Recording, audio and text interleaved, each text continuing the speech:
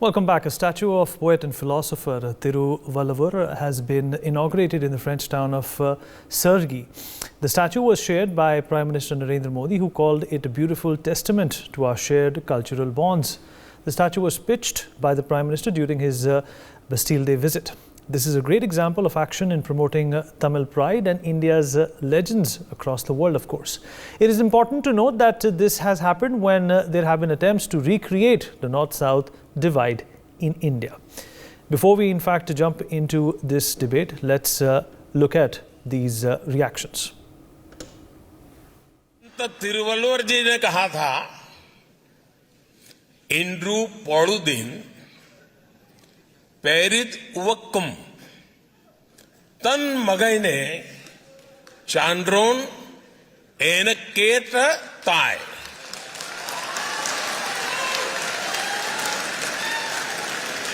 तमिल भाषी वाले मित्र तो समझ गए, लेकिन औरों को बताता हूं, इसका अर्थ बहुत ही मार्मिक है। और तिरुवल्लुवर जी ने सदियों पहले ये ज्ञान हमें दिया है। इसका मतलब है, जब एक मां अपनी संतान की प्रशंसा एक विद्वान के रूप में सुनती है, तो मां को इतना आनंद होता है, मां इतनी खुश होती है जितना उसके जन्म के समय भी नहीं हुई थी। All right, to talk more about this, Mr. Tandan Gowda, author historian, is joining us on the program. Professor Prof Nalapat, editorial director of the Sunday Guardian, also with us on the show. Mr. P.K.D. Nambiar, political analyst, is with us on the program as well. Last but not the least, Priyanka Tandan, Hindu activist, is with us on the show as well. Professor Nalapat, I'll begin with you, sir. I hope you can hear me. Sir, if you're there with us. Professor Nalapat? Yeah.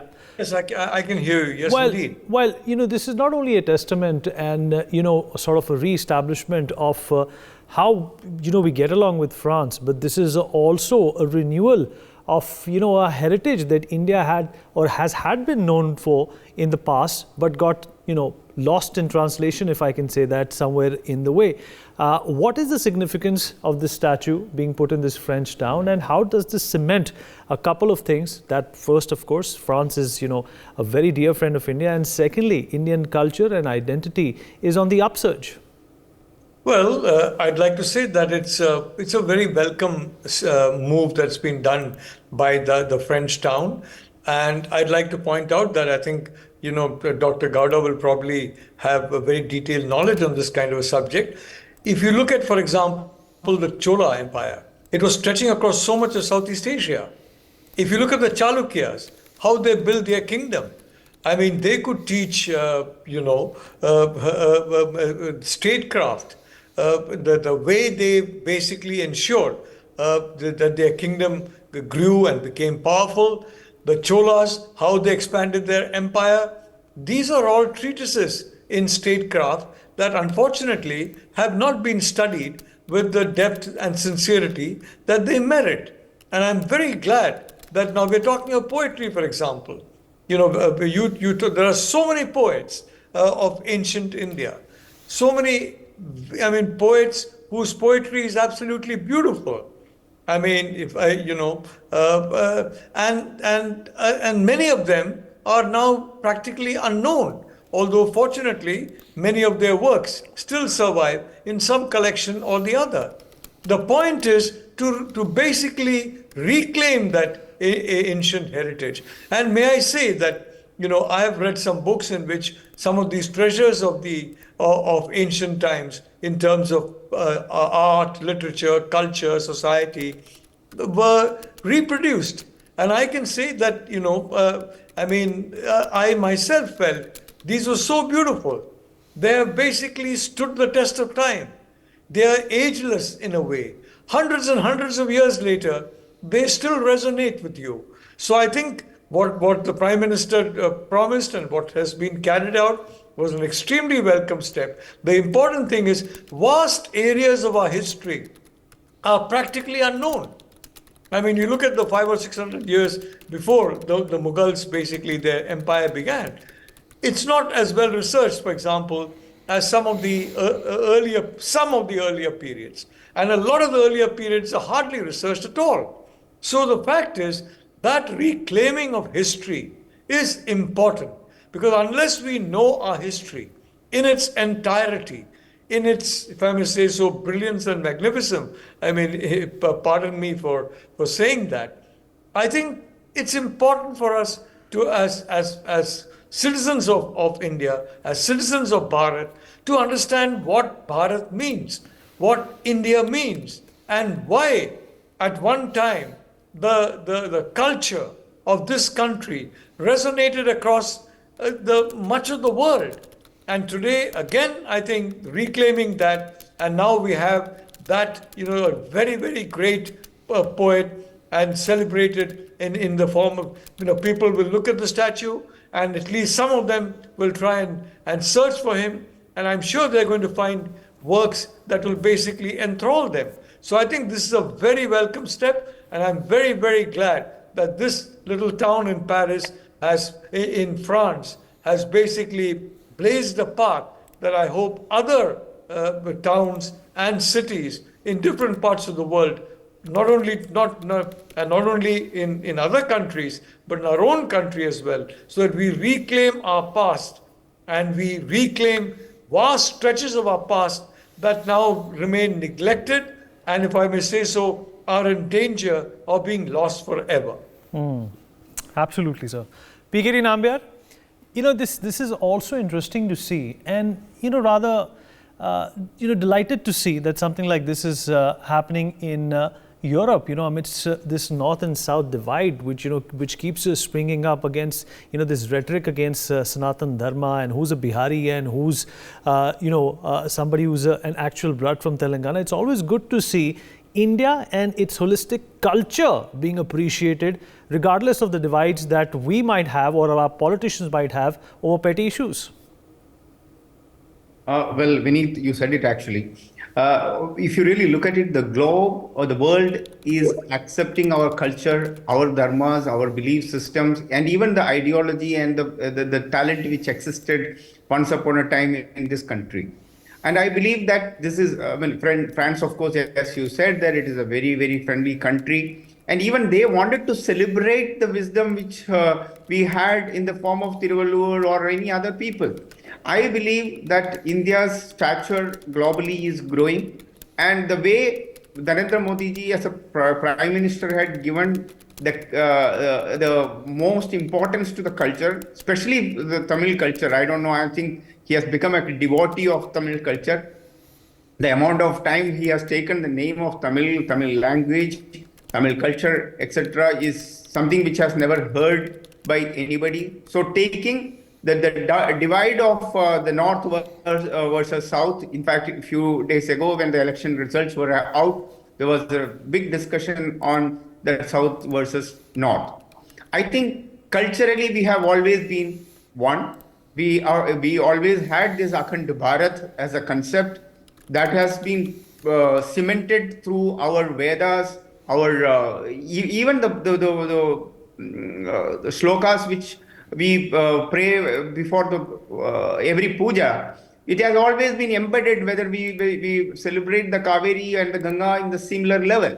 So I think the north versus south divide is not anymore is going to happen. It may gain for some time for the political purpose, but ideologically, I think we have never been connected more than any time, even now, with the way communication, the way our transportations and etc. So I think even in the era wherein none of these things were available, that time itself we were very well connected. You remember that Kashi and one of the cities in Tamil Nadu were having a corridor connection. Imagine that the Adi Shankaracharya, me and Mr. Nalapat, we from the same state, from the down south, from Kerala, from Kaladi, he had traveled all across the Akhanda Bharat, and Advaita as a subject or as a philosophy has spread all across. he did not, he could have actually stayed only within Kerala or maybe in south of India. No, that was not, because the real concept of India has always been, the concept of Bharat has always been from the Akhand Bharat as a concept. And as Mr. Nalapat said, that we have always traveled, our ideologies, our way of life, our even our gods, Cambodia and etc. You can find our Hindu temples. So I think we never believed as a concept to dominate any culture. We spread on its own. We were a part of the real. We are actually a real Sanatan. Then we don't have to aim to propagate anything new or anything else. But then the beauty is today the globe, the world recognize not only India as a country, India as a nation or a superpower, but also our belief systems, and they are ready to celebrate Thiru-Valluvar and etc. is a huge welcome note for all of us. It is not, the real relations are built not just economically. The real, that becomes a transactional, but here when you have a statue of Thiru-Valluvar, so that is going to communicate the value system of the Sanatana in a much louder way in front of the world. Well said, PKD. Let me also rope in Mr. Tandan Gowda, who's author and a historian, into this conversation as well. Mr. Gowda, Sanatan Dharma and the expansion or the soft expansion of the philosophy that Sanatan Dharma has always abided by. How is this an endorsement of Indian culture, Indian values that perhaps some of at home may have forgotten, but they continue to be reminded to other people every now and then from time to time across the world? Thank you. You've said a lot of things. Let's take them one by one. Indian values is a very large field of values, and they've changed over time. But you could talk about what they may be, etc. Now, Thiru-Valluvar, as you know, is a great Tamil poet from the 1st century BC, and there's still speculation that he may have been a Jain ascetic, but he's claimed by Buddhists as well as the Shaivites. Enormously popular in Tamil Nadu even today. It's a symbol of Tamil culture. Especially the poor adore him because way back he spoke about birth as not being a determinant of one's status, etc., etc. So we are talking about a figure who has shaped humanism in Tamil Nadu in a very big way. So when we decide to elevate him as a symbol of Indian culture, we are actually putting very high standards of conduct for ourselves. So this is not just empty gestures, right? When you decide to extol someone, you're actually affirming your own belief in the great values they have espoused. So the French are doing a fine thing by recognizing a humanistic personality from here, and we are quite happy to be recognized by that. But we need to see who is Thiru-Valluvar outside Tamil Nadu. We have a statue of Thiru-Valluvar in Bangalore that happened amidst controversy.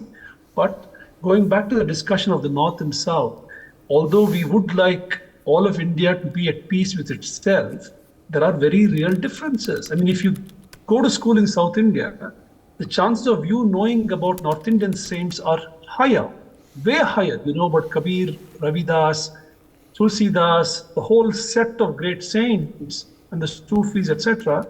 But North Indian children in their schools are unlikely to have read or heard of South Indian figures.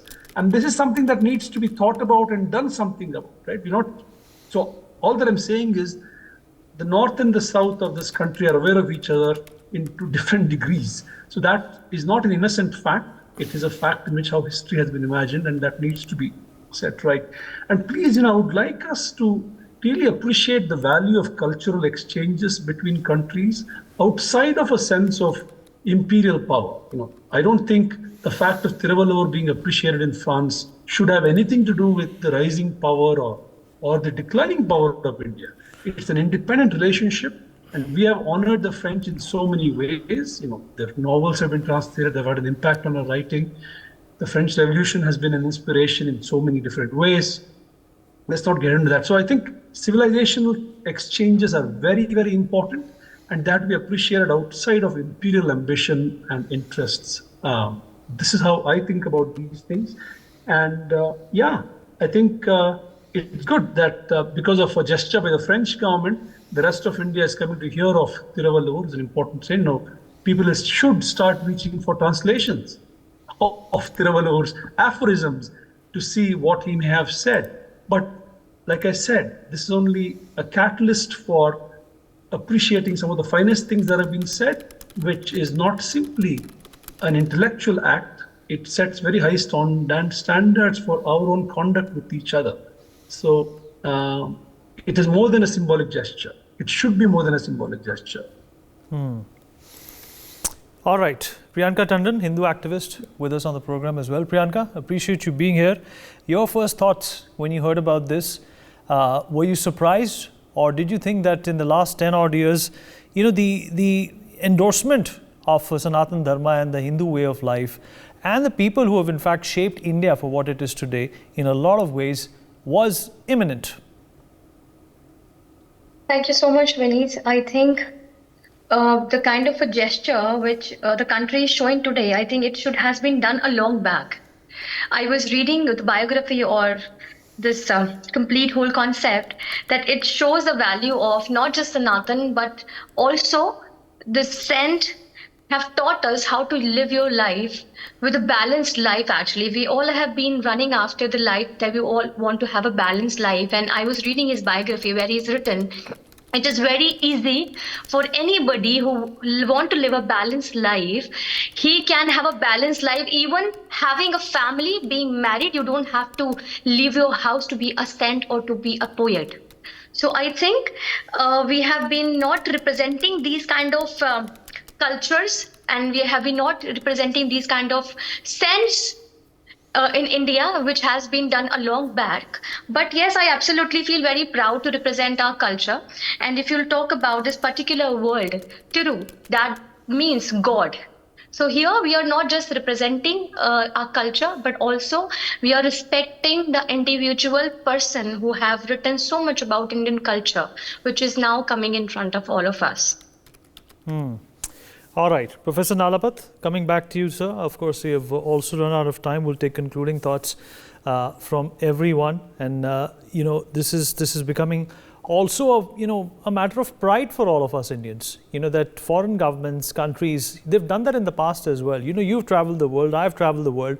We've seen Gandhi statues in almost every metropolis across, the world. But when something like this happens and, saints from regional parts of India are honored and commemorated in this way, what does this story tell you about India? Well, I'd like to say, Vineet, that I share the disappointment of Dr. Gowda. I mean, for so long, from ever since 1947, it's only now that we are seeing in textbooks the entire culture of India. I am really surprised that, for example, for a long time, parties were in power that were very heavily reliant on Lok Sabha seats from the south. And they never did anything to change this situation in which in textbooks you basically have large parts of the country almost ignored. That went on for decades and decades. It's quite unpardonable. Secondly, about caste. Let me say that I'm sure you're aware, Janmane Shudra, Karmane Bahuda. Our ancient Sanatan Dharma does not preach caste by birth. It preaches caste by duty and by occupation. Everybody is born into this absolutely the same caste, but you acquire a caste or a profession, so to speak, after you do your work. And if I may say so, it's not a question of high or low or anything. Everybody was regarded as equal. So I think these ancient teachings which Thiru-Valluvar talked about, these are teachings that are relevant even in today's age. But I'm not really a pessimist about this north and south thing. I don't believe it's ever going to reach that stage. And why? Because the country is getting prosperous. You're getting a bigger and bigger middle class. And frankly, the middle class all over the country, in fact, you see they have very similar, a kind of a fusion of cultures, a kind of fusion of food. Taking east, west, north, south food is common. East, west, north, south dress is very common. And knowledge also is now becoming more common. So I'm very optimistic for the future. And I'm happy, frankly, that at last, a certain forgotten, for so many decades, certain forgotten corners of our culture are now being, in a sense, looked at and revived. And I think it's important that to understand that that shows a truly national spirit. A truly national spirit means north, south, east, west. It's all the same. And everything is a part of you. So I think that is a culture that we need to have. And as the economy expands, as education expands, as the middle class expands, I can tell you, political efforts to divide the country in many ways, including by this quite, if I may say so, ridiculous north and south boundary, are bound to fail. Well said, sir. PKD, concluding thoughts?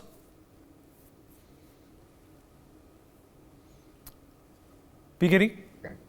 Yeah. Well, I'll tell you in my view, the north and south divide is never going to happen.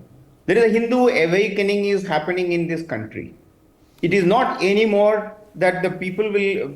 I know a fact that there was a time when the people don't wanted to identify themselves as a Hindu. They don't want to articulate themselves that I am a proud Hindu. But today there is a cultural renaissance of the Sanatana is taking place all across the country. And the effect or after effect of that is also being, we can see it in France or in many other places. Even in the Middle East, you are seeing a temple is, a very big temple is coming up. So the idea is that the Bharatiyatha cannot be can't be sub-regionalized as a Tamil or a Kerala or Ayodhya. That way, definitely no. That even we know that as we are planning to celebrate, celebrate the January 22nd, the Ayodhya Bhavya Ram temple. We all know that the moment we talk about Ayodhya, we also equally talk about Rameshwaram, Kishkinda, all kind of. So the south-north divide the left historians have tried. They tried and made a picture that India was invented by Mughals and then followed by the Britishers. Anything and everything related to our own culture, cultural values, saints, social reformers, or the people like Thiru-Valluvar who have not only just transformed the thought process of that era, even for today and for the times to come. Srinarayana Guru is not celebrated in the north of India. It's only because of the reason simple, that is the left historians wanted to always divide and rule. The Britishers, booth un logon ke upar chada hua tha. So they wanted to divide India. They never wanted to tell us the real story of yours and mine, which we inherited by all of us for thousands and thousands of years. So, but I congratulate Prime Minister Narendra Modi. Forget about anything else. There is a cultural renaissance has happened under his leadership. And that is going to be the main thing which will make us the real Vishwaguru, which is going to be a sustainable model. It is not just an economic model. It is also a spiritual model. It is an inclusive model of taking all dharmas and all thought process, all belief systems together. I think that's the way the spiritually awakened society is the one which will be economically prosper forever. Well said, PKD. Mr. Gowda, 30 seconds and then we wrap up. Mr. Gowda? Yeah, can you hear me now? Yeah, go ahead, sir.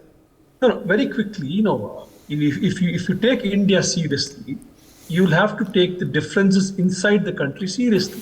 Let's take with innocent examples. Food cultures vary. The culture of sweets in North India is very, very different than what you find here, right? Undeniable. It's not that one shouldn't, venture into those worlds, but the fact remains that the food practices have evolved differently in different parts of the country. Even the way the meat is cut changes from region to region. There's a Rajasthani cut, there's a Bangla cut, there's a Malayali Kerala cut. Okay. And language roots, like the big roots, the Sanskrit roots, the Dravidian language roots. These are serious, undeniable facts of history from which languages have evolved. There has been interaction afterwards, but you can't deny the fact that they evolved independently at some point in time. And also, if you think about why does Hindi and Bangla, they don't have a classical literature. But Tamil, Kannada, they do have a classical literature. Sanskrit has a classical literature. So these are very profound differences, and I would not want to discount these differences simply to affirm the unity of the country, which we may all want because it's a country. But unless we respect both the very serious cultural diversity inside the country and an honest respect for the federal structure. The constitution makers thought of India as a federation very carefully. Languages have been carefully apportioned, cultures, etc. And if that isn't respected, the growth of the middle class that my co-panelist is talking about will simply mean a deep source of unrest. You can have any kind of wealth in the country, etc., but unless there are some basic norms about Tamil Nadu, there is Tamil's primacy, Malayalam in Kerala, and that, if that is unsettled, there will be very serious tension. So one has to have a healthy respect for federated differences. Well said. So the federation, that's the, in fact, catchphrase that I can, of course, pull out from the statement that you made. We've run out of time. Would like to thank all my panelists for being a part of this invigorating conversation. For more such videos, subscribe to the NewsX YouTube channel, hit the bell icon.